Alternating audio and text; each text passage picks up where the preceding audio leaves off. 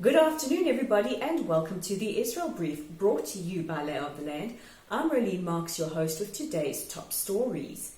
U.S. Secretary of State Mike Pompeo is in Rabat, the capital of Morocco, to meet with the king.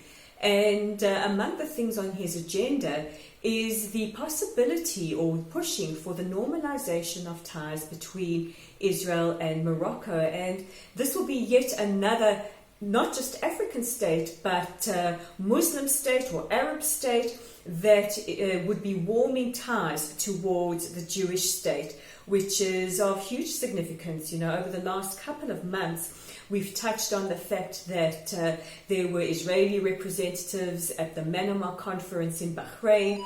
We spoke a little bit about the United Arab Emirates, who will be hosts to Expo 2020 next year, saying that they welcome those who hold Israeli passports and hope that Israelis will visit long after the Expo has finished. And these softening of ties comes at a very important time when most of these countries are also staring down the threat posed by Iran, and also at a time where tension, despite a peace agreement, is building between Israel and her Jordanian neighbors. So it's very, very welcoming to see this. We even heard from the Libyan president earlier this week, who said that he's not averse to having ties with Israel. He is very concerned and is very, very pro-peace in the region. So this could be a significant changing of ties.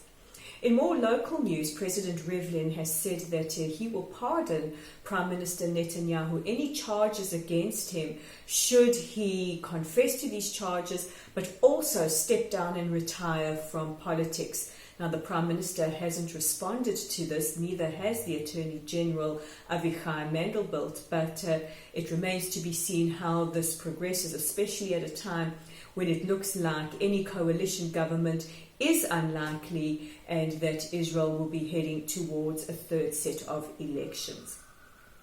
Now, finally, this is a news item which has really made me extremely angry, but has also dumbfounded me. And look out for an editorial on this on the Lay of the Land website next week. And this is the selling of images of Auschwitz or Birkenau or any other extermination camp by e-commerce sites such as Amazon last week, Pixel.com this week, and a couple of months ago, fashion website Redbubble.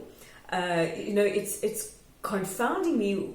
Where has it become appropriate or the norm for images of a death camp that represent the worst genocide in the history of mankind to be okay to use as yoga mats or skirts or scatter cushions or bottle openers or Christmas decorations?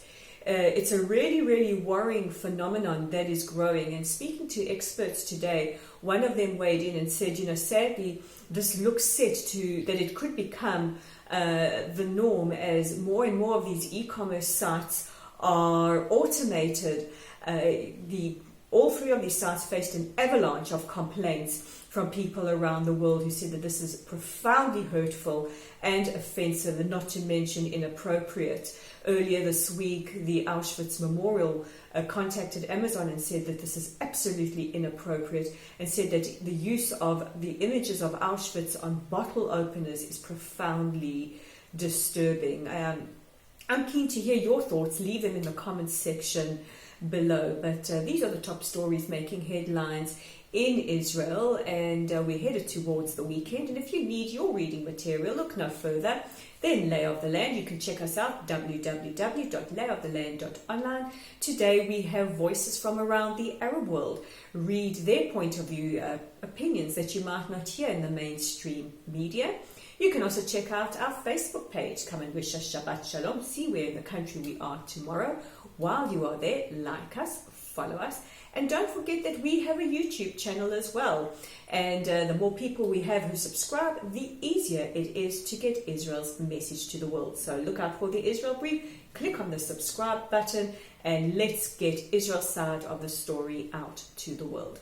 Meantime, from Modi in Israel, which is turning significantly colder, I wish you all a wonderful and restful weekend. Shabbat Shalom, and until Monday, I'm Rolene Marks with the Israel Brief.